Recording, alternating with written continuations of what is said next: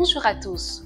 Dans notre lutte contre la pollution plastique, une transformation fascinante émerge, c'est celle des bouteilles en plastique jetées en déchets se métamorphosant en fibres textiles durables. Ce recyclage innovant nous dévoile le potentiel de rédemption du plastique, transformant ce fléau environnemental en une source d'espoir pour un avenir plus propre et plus responsable. Suivez-nous à travers ce numéro de Nature & Co où le déchet plastique devient une fibre textile grâce à Angelina Abialo, porteur du projet Plastis.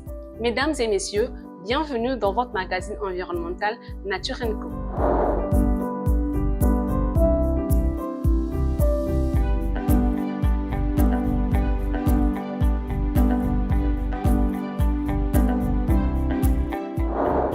Bonjour Angelina. Bonjour Lisette.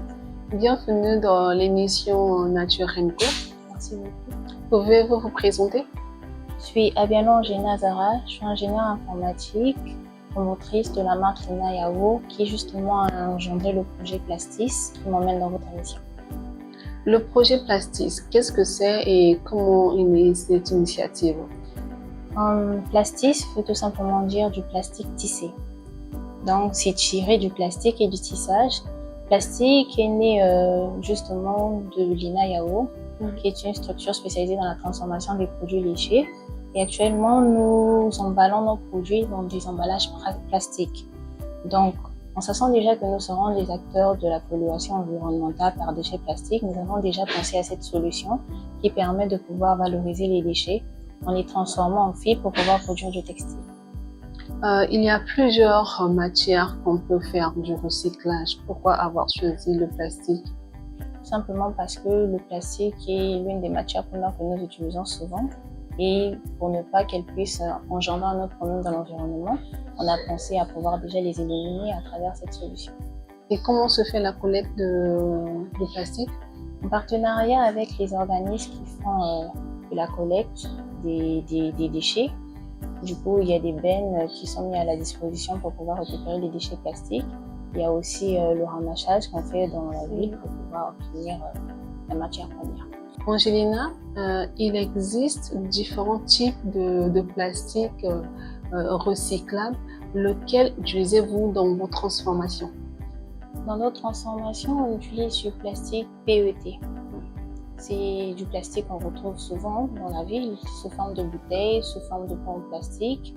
Et on est parti sur ce plastique-là parce que c'est du plastique souple et c'est plus facile à travailler. Et pour le résultat que nous avons souhaité aussi en termes de fibres, c'est celui qui est le mieux passé. Alors, comment est-ce qu'on passe du plastique à la fibre textile? Alors, pour passer du plastique à la fibre textile, il y a plusieurs phases. Pour une première, on a d'abord besoin du plastique et la matière première. Ensuite, ce plastique-là, il est broyé. Après le broyage, on va le granuler. Quand on granule, on va l'extruder. C'est suite à l'extrudation qu'on va obtenir des filaments. Et par la suite, eux aussi, ils vont pouvoir subir un traitement. Après avoir suivi un traitement, on va ensuite récupérer ces fibres pour les tisser ensemble afin de produire du textile. Alors là, nous avons la fibre textile. Et ça, c'est le produit final ou bien ça doit servir encore de transformation? Ça doit encore servir une transformation parce qu'on est encore en phase de prototypage. Donc ça, c'était un peu pour donner une idée aux personnes de ce qu'on peut obtenir. Et le produit final, c'est de vraiment mettre à la disposition du client final du tissu. Du tissu qu'on pourra utiliser dans le vestimentaire, décoration événementielle, vu qu'aujourd'hui, c'est une tendance qui gagne le marché. Si on peut fournir des fibres à partir du plastique, du textile à partir du plastique, ça sera un grand plus. Et aussi pour le garnissage, que ce soit pour les véhicules, les sièges et tout ce qui va. Dans cette transformation, est-ce que le matériel utilisé ne pollue pas l'environnement? Parce qu'on se dit c'est une usine, forcément ça peut polluer l'air. Oui, justement, on est vraiment dans une démarche éco-responsable. Du coup, le plus important, c'est de pouvoir minimiser l'impact environnemental. Donc déjà en termes de nuisances, on essaie vraiment de réduire les impacts et surtout de réduire le taux d'empreinte carbone de la société à travers notre innovation. Et quels sont les avantages de cette transformation? Aujourd'hui, du plastique, on passe à la fibre textile. Quels sont les avantages de cette transformation? Déjà, le premier avantage, ça contribue à réduire le taux de déchets plastiques dans notre environnement. Le deuxième avantage, c'est qu'on sensibilise la population à rejoindre une démarche éco-responsable en utilisant des produits obtenus à partir d'objets recyclés. Et la troisième option, c'est qu'on contribue aussi à la réduction de l'empreinte carbone au niveau de l'industrie. C'est une avancée louable. On passe du plastique à la fibre textile. Que représente cette avancée pour vous? Alors, cette transformation représente pour moi déjà une grande avancée parce que à la base, c'était une idée.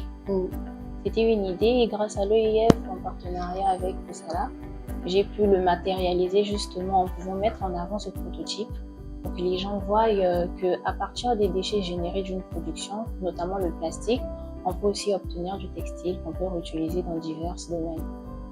Du coup, l'utilisation va forcément dépendre du client final, mais on peut en faire tout ce qu'on veut, c'est du tissu en fait. Je sais que la transformation n'est pas aussi facile que ça. Vous rencontrez certainement des défis au cours de votre travail. Oui, en effet, parce que déjà le matériel adapté pour pouvoir effectuer la transformation, c'est pas évident parce qu'on a dû faire avec les moyens de bord. Du coup, pour pouvoir obtenir un travail, on va pas dire parfait, mais mieux présenté, il faut du matériel adéquat et ça aussi, ça engendre un coût. Et le coût, justement, c'est au travers des partenaires qu'on pourra avoir les personnes aptes et adaptées à nous accompagner pour pouvoir donner de la valeur à ce projet. Aujourd'hui, qui vous accompagne dans ce projet? On est accompagné par l'EIF et Kosala. Du coup, ceux qui nous ont permis d'avoir une première phase de prototype. Mais on n'est pas fermé s'il y a des personnes qui sont convaincues par cette initiative. On est là pour pouvoir être accompagné, surtout pour avoir de l'expertise. Parce que comme je vous l'ai dit précédemment, moi je suis informaticienne, mais j'ai eu, on va dire, une vision de transformer du déchet plastique en fibre. Je n'ai pas forcément la compétence nécessaire pour pouvoir le faire sur le long terme. Et si, par le biais de votre émission, je peux avoir des experts dans le domaine qui souhaiteraient m'accompagner, je suis ouverte aux propositions. Et quelles sont vos perspectives pour l'avenir? Alors, la perspective pour l'avenir pour Plastis, je vois, en tout cas, c'est de mettre en place une unité de transformation, vraiment où on pourra produire du textile. Congo-Brazzaville, on a eu à le faire. Et si on peut le faire à travers Plastis, ça serait une très belle initiative. Pour terminer, Angelina, avez-vous un dernier mot pour ceux qui nous suivent? Alors, pour tous ceux qui nous suivent, le message que je voudrais faire passer, c'est qu'aujourd'hui, on est dans une démarche d'éco-responsabilité et on est tous conscients de l'impact que la pollution a sur notre environnement. Aujourd'hui, il y a de nombreux jeunes qui justement se lèvent pour apporter des solutions dans ce sens-là.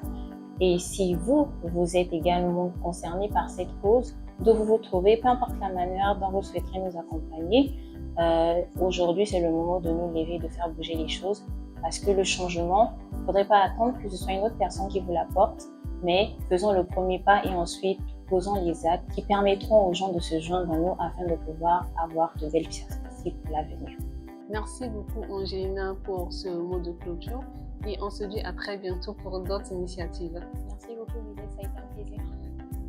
Bien que les défis existent, l'avenir du textile issu de plastique recyclé est prometteur et joue un rôle essentiel dans la réduction de la pollution plastique en offrant des produits durables et de qualité pour les consommateurs soucieux de l'environnement. Mesdames et messieurs, c'est la fin de Nature & Co. Je vous dis à très bientôt pour de nouvelles émissions.